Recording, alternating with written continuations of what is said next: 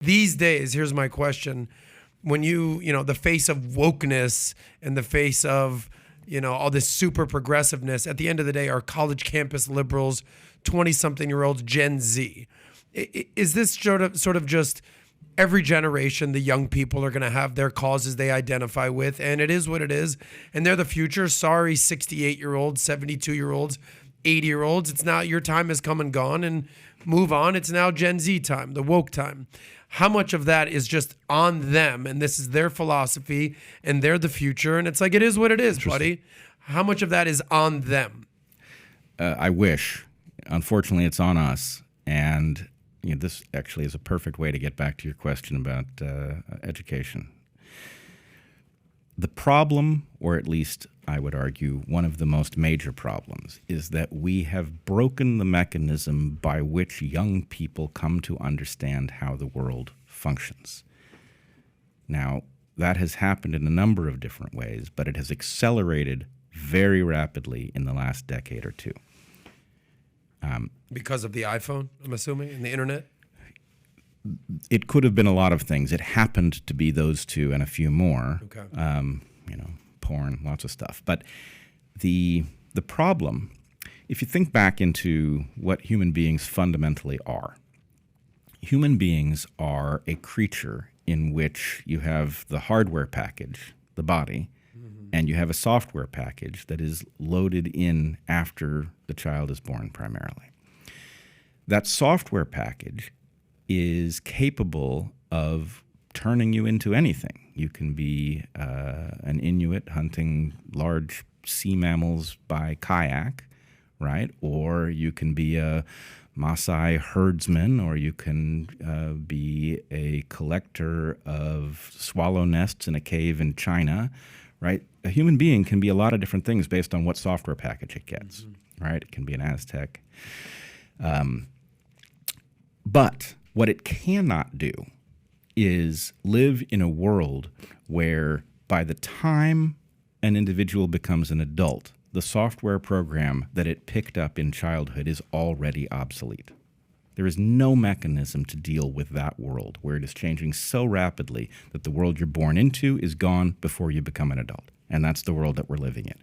In our case, it happens to surround technologies like iPhones, like the internet, like pornography. These things are radically altering the realities. And this then brings us back to the question of what should we do to fix education? And the answer, at least a big part of it, is actually staring us in the face. What is so distorting about the technologies that come to us through screens is that they are not obligated to adhere to rules, right? On the internet, if you say that you're a woman, then I guess you are, right? Because who's going to say differently, right? In reality, if you're a man and you say that you're a woman, there's something to talk about, right? That doesn't match the person I see standing in front of me. So the way to take a generation and educate it so that it does not grow up to be a world full of suckers is to force education to include things that are obligated to rules, especially physical rules. So when Heather and I were teaching, among the things that we did was we would assign students to teach themselves any skill, right? We had an assignment we called Learn a Skill. And the idea was it didn't matter what skill it was, but it had one requirement. The skill had to be one where you didn't need some person to tell you whether you had succeeded or failed. It had to be obvious. If you were going to build tables, they had to stand up. They had to be level, right? You don't need someone to tell you you did or you didn't build a table, right? You didn't or you didn't fix an engine. You did or you didn't play a song that sounded musical, right? Those are all physical realities. And the reason that is so important is that in a world where everything that you learn is learned socially, right, you can be persuaded of things that are absolutely false, right? If the professor at the front of the room is a fool, but they're in charge of your grade. And they say lots of foolish things, and you dutifully write them down in your notebook, and then you spit them back out on the test. You are being anti-educated, right?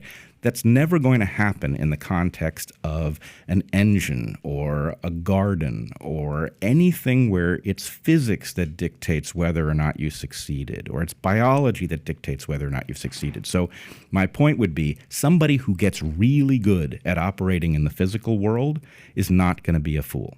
Right? They may, lack some skills. They may not be able to do calculus. They may not be articulate, but they won't be a fool. And so we have to include these mechanisms that are not socially conveyed in our education at a high level. And frankly, most people can go through school and never encounter these things. They're no longer a part of the regular curriculum. Would you do us a favor and go maybe a slightly deeper and take a sort of an abstract idea and be very specific? Like, what are you doing with your 16 and 18-year-old kids to educate them so they don't become fools and victims of modern society? We do all kinds of things. We troubleshoot our vehicles when they fail. We build additions onto our house. We fix the plumbing when it's not working.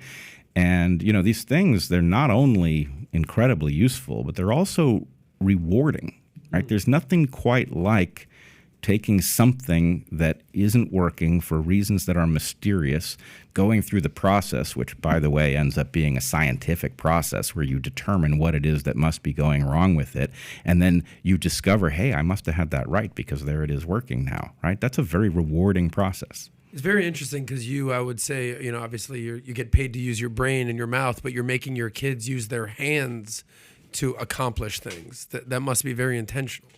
Well, it is and it isn't. I sort of grew up as a tinkerer. I was always, when people would come to do work on the house I grew up in, I would follow them around like a puppy dog, watching everything they did, understanding how the house worked and all of those things. And so, it's not like I have to go out of my way to teach this lesson. It's intuitive, but it works like gangbusters. Some may say you're just getting free labor out of your kids. I don't know. That is definitely also the case. So if you like this clip and you want to watch another one, click right here. And if you want to watch the entire podcast, click right here.